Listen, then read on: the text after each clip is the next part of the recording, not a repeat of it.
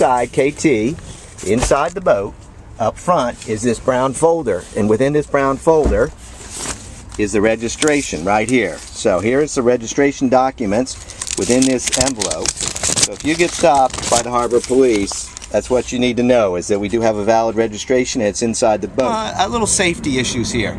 We have this bag right here. Notice it says safety gear. That's where your life preservers are. Whenever you go out on a boat, you'll remember from your safety training that you're supposed to have a throwable cushion. We have 2 right here. There's actually more on the boat, and you should have one of these cushions up on deck when you go. Now, in the rare event that you have water in the bottom of the boat, you take this handle that you'll find usually on the port side, and you insert it right here. And you insert it in there, and you just pump away, and that'll take any water out of the bilge. Usually there's very little water in the bilge, not much you have to worry about. If we have a big rain, we go out on a big race, sometimes we get water in there, but typically not much water in the bilge. We have one instrument. It's this depth gauge right here. So to turn the depth gauge on, we go into the panel, we flip instruments. We flip instruments, and the depth gauge comes up. And it's showing us right now that we've got 9 feet here underneath of us. It is kind of high tide right now, so it is showing us 9, almost 10 feet here below us. So let's talk about the control panel a little bit. A couple things you need to know is that we have a battery charger. Now notice it goes in the cigarette lighter here. Well, what used to be the cigarette lighter. Of course, no smoking on this boat. Just a joke. But anyway, so you unplug that, and here is the panel up here. As you can see, it's mounted to, we just tie it to the top. You tie it to the top when you're through, and when you get ready to go out, you untie it and you put it down below. That's all you have to do. Just to check the battery, you can do that. If you flip auxiliary 2, you'll see that the battery check light will go on, and it will show you, and the battery check light will show you the condition of the battery. If you're concerned about the battery being weak, which it will be if you run the lights for a long time. I would think that you probably can only have maybe 2 to 3 hours on this one battery on the lights. What else you need to know to set this up is on the control panel we have the lights and the instruments. Now the instruments in this boat means the depth finder. That's all we have for one instruments. We have the cabin light here, and we have the running lights. Typically what you'll do is you'll be on motor as you come back in at night. You'll stick the running light on. If you are anchored out and you want to put the masthead light on, it's the top one. Realize that your battery's not going to last forever. But you don't need the battery to start the motor, and you can recharge the battery by simply putting the solar panel back out in daylight. Now to get the boat ready to go, you'll see that on the tiller we've got this cover on it. We've got a couple clips, one on either side. It's already pre-tied, so all you got to do is pop the clip. It comes off. There's a little string hanging over the back of the tiller, off the rudder there. You just slip that string up, and then you take that and you put it down below. One go. Okay, now inside the boat, sorry that it's a mess right now, but that's because we're getting ready to go out and we threw everything like we took off the companionway covers. These are the sheets for the foresail, and notice these sheets have a shackle. So that's all we do. You shackle this up, and you've got 2 sheets. One of them goes left, one of them goes right. You'll figure it out if you're a sailor. And then we're going to talk about the sail inventory a little bit. This is what we have for the sail inventory. We have a racing sail. So we call it the racing sail. It's a 150. It's a North sail. It's wrapped in that bag, and it'll go back in that bag. You lay that bag on the deck, and you split the zipper when you're ready to hoist the sail. We got a couple other sails back here. The one you'll mostly care about, I'll only show you these 2 sails, is this sail. If you're not using the racing sail, use this sail right here. She's a nice sail. She's in the black bag.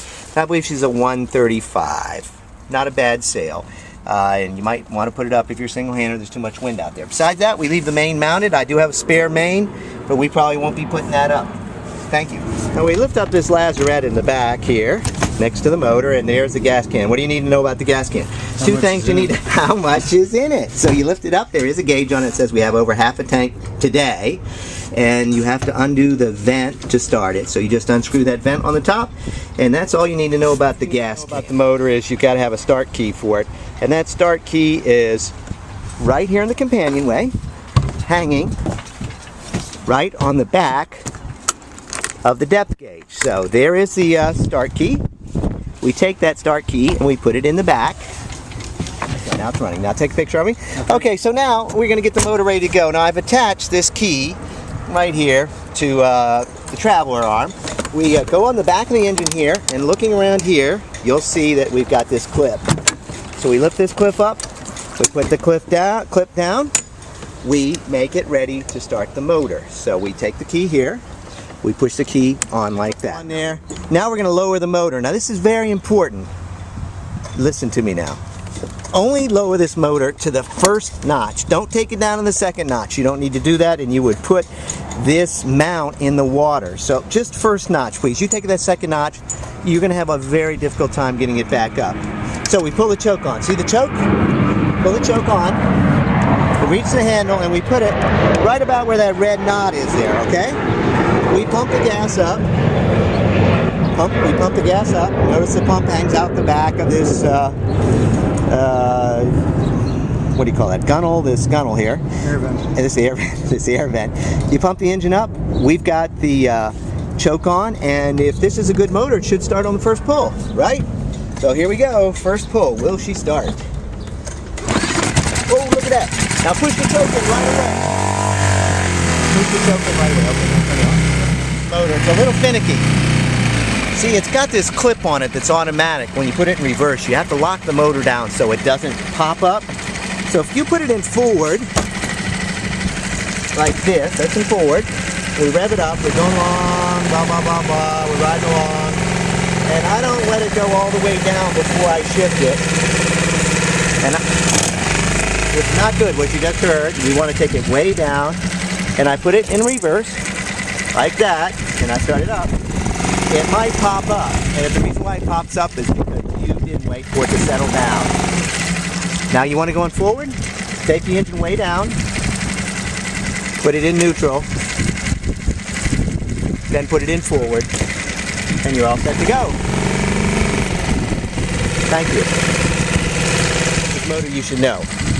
We don't put gas in this tank here. This is the upper tank. Now there is a little decal here that tells you left, middle, and right. And what that decal says is that if you want to go to the gas tank, which we do, that'll be to the right. And if you want to go to this gas tank, that's the left. Do not use this gas tank.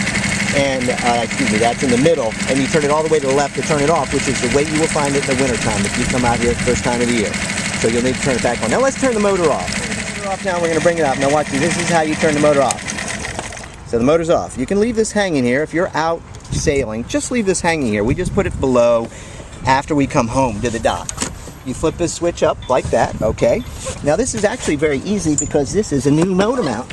And it comes up just like that. You see I didn't put very much effort into that at all. You flip this up, and you mount the motor up like that, and you're done.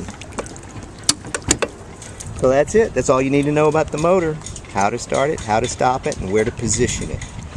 Don't take it all the way down. Thank you. Okay, we have two lines that you'll care most about, and that's this one, and that's the main. Now, where people get tripped up is these little clips are a little hard to understand. So let me talk about these clips. You pull the line like that, and the clip goes down like that, and you push down like that, and it is secure now, okay? You want to release that up, and the line is loose. The blue line on the right we use for the main, and on the left we use this green line for the jib. Now we have two spare lines, so if you lose a line, you need a line. We've got two other lines you can use. But it's the same thing. You got to clip that thing down like that, push that like that, and the line is taut. Lift up, the line is free. Down, the line will lock. Sometimes you have to push down on this with tension on the line to lock it. But then the line is locked. Green to left, jib, blue on the right for the main. Okay, Go. We're getting ready to go out for the day. This is what we did. We take KT, we pull it forward here, and we can undo these dock lines. So you undo the line, and where do you leave the line? You leave it on the dock. So we undo that. You can undo two of the forwards if you're a single handler. Do the two forward ones. We leave the rear one on. Back here, you can get in the boat, and you can undo the rear one from the inside of the boat. Where do you leave the dock lines? You leave them on the dock. They're dock lines. Thank you.